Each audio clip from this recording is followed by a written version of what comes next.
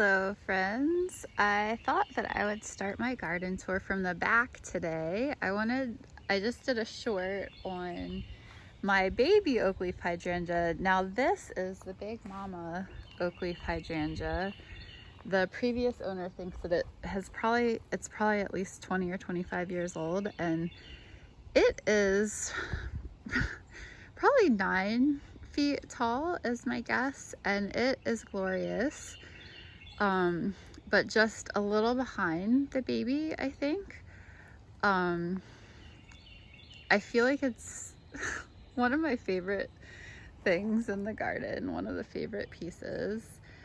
I wanted to share also, so these guys right here, and also these guys over here. I said in my last video that they were annual sunflowers, which was the complete opposite of what I actually meant to say. I meant they were perennial sunflowers, I believe. The one I know for sure because I got it from one of my neighborhood gardening buddies who is a native plant fanatic, and he's always sharing plants with me. It's such a blessing. The one that is over here closer to the rain barrel, which I'm getting over to, I don't know where that came from, but it bloomed last year and it looked kind of like sunflowers. It has very different leaves from the one over here, but I will certainly share that with you when it is blooming. I wanted to share here. This morning I was so excited because I came out. This guy is a coreopsis. It's native and it is outside the fence, but Kurt, my gardening buddy, told me that it was a little more deer tolerant than some of the other things like black-eyed Susan and echinacea and such. And so I decided to chance it and leave it outside the fence, but the deer have been munching away, so all the buds that I thought might be producing some blooms soon kept getting chomped.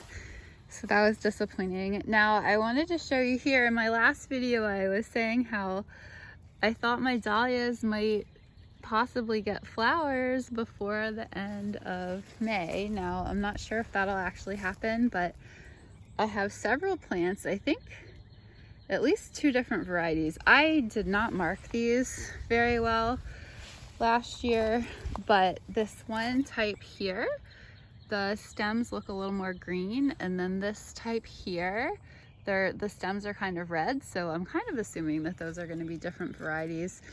But I cannot believe just the lushness of my dahlia area here. My lupins are definitely past their peak, but I think that they might send up a couple more flowers, so that'll be fun. And then over here these are my new dahlias. You can see I did actually tag these guys. I got 5 dahlias from Cozy Town.